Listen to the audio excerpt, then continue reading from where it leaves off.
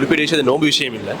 குளிப்பிடைய விஷயத்தில் வந்து இப்போ எங்களுக்கு கடுமையான குளிப்பு ஏற்பட்டு இப்போ நான் மார்னிங் குளிக்கணும் சுப தொழுறதுக்கு. சரி.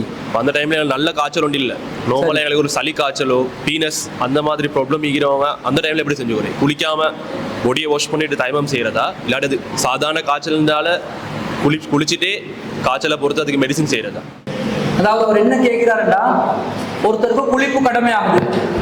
சுபுஹ தொழுகையில் அவர் குளித்து விட்டு தான் தொழ வேண்டுமா, அல்லது தயமம் செய்து தொழலாம் என்று வரக்கூடிய சலுகையை எந்த நிலையில் பயன்படுத்துவது? சாதாரண காய்ச்சல், சாதாரணமாக ஒரு பீனஸ், சாதாரணமாக ஒரு சளித்தடுமல் இருக்கக்கூடிய நிலையில தயமம் செய்வதா, அல்லது கடுமையான குளிர், கடுமையான காய்ச்சல், கடுமையான நோய், இந்த மாதிரி சூழ்நிலையில அவங்க தயமம் செய்யறதான்னு கேட்கிறாங்க. அப்ப நபி ஸல்லல்லாஹு அலைஹி வஸல்லம் அவர்கள் குளிப்புக்கு பதிலாக தயமம் செய்வதை அனுமதித்திருக்கிறார்கள் என்றது நாங்க பார்த்திருக்கிறோம். அப்ப எந்த நிலையில எந்த சந்தர்ப்பத்துல என்றத அந்த செய்தியில வரக்கூடிய அந்த இளைஞர் சொல்றார். அல்லாஹ் எங்களையே நாசமாக்கி கொள்ள கூடாது என்று சொல்கிறானே, எங்களையே அழிச்சு கொள்ள கூடாது என்று சொல்கிறானே, அப்ப நான் எங்களுடைய கரங்களால் என்னையே நாசமாக்கி கொள்ள கூடாது என்பதற்காகத்தான் நான் குளிக்கவில்லை, தண்ணீரால் தயமம் செய்தேன் என்கிறார். அப்ப ரசூல் அதை தான் அனுமதிக்கிறார். என்ன விளங்குது? ஒருத்தருக்கு குளிப்பதனால் கடும் பாதிப்பு ஏற்படும், கடுமையான சிரமம் ஏற்படும் என்று இருக்கும் பொழுதுதான் அவர் என்ன செய்யணும்? தயமம் என்றதை பயன்படுத்தி கொள்ளலாம். சோம்பேறித்தனத்துக்கு குளிக்காம இருக்கிறதுக்கு சில பேருக்கு பீனஸ் என்றது இருக்கும். அவங்களுக்கு விடிய காலத்துல குளிரான நேரத்துல பனி கொட்டும் நேரத்துல குளிக்கிறது கண்டிப்பா அவனோட பீனஸ் அதிகரிக்க வைக்கும். குளிக்கிறது என்ன குளிச்சோடனே செத்துருவேன் என்ற அர்த்தமும் இல்லை. குளிப்பதனால் இருக்கும் நோய் அதிகமாகும். சில பேர் வந்து ஆஸ்மா நோயில் இருப்பாங்க, மூச்சு இழுக்கிறதுக்கு கஷ்டமா இருக்கும், மூச்சு எடுக்கிறது கஷ்டமான நோய். அவங்களுக்கெல்லாம் நீங்க சுபவுல போயிட்டு குளிக்கன்னு சொன்னா குளிக்கலுமா?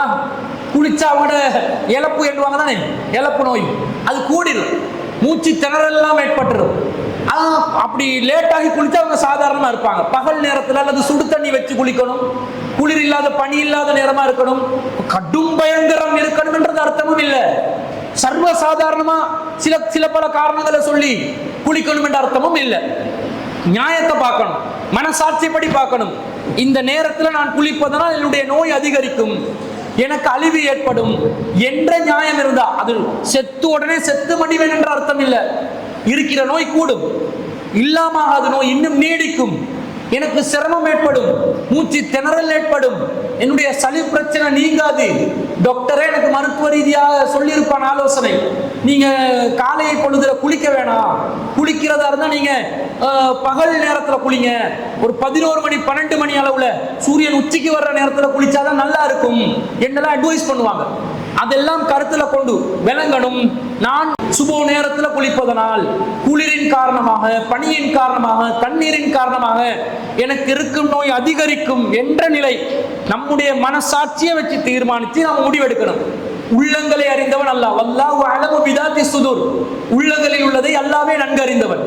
நாங்க சோம்பேறித்தனத்துக்கு விளையாடுறதுக்காக மார்க்கத்தில் உள்ள ஒரு லூப்போட்டை பயன்படுத்துறதுக்காக வேலை செஞ்சோம்னா இன்னமல் அமாலு பின்னியா, எண்ணங்களை பொறுத்துதான் செயல்கள் அமையும் என்ற வகையில அல்லாஹ் மறுமையில அதை பிடிச்சு கொள்வான் என்ற அந்த விஷயத்தை கருத்துல கொண்டு நியாய உணர்வோடு மனசாட்சிப்படி நாங்கள் அந்த விஷயத்துல நடந்துக்கிறோம்.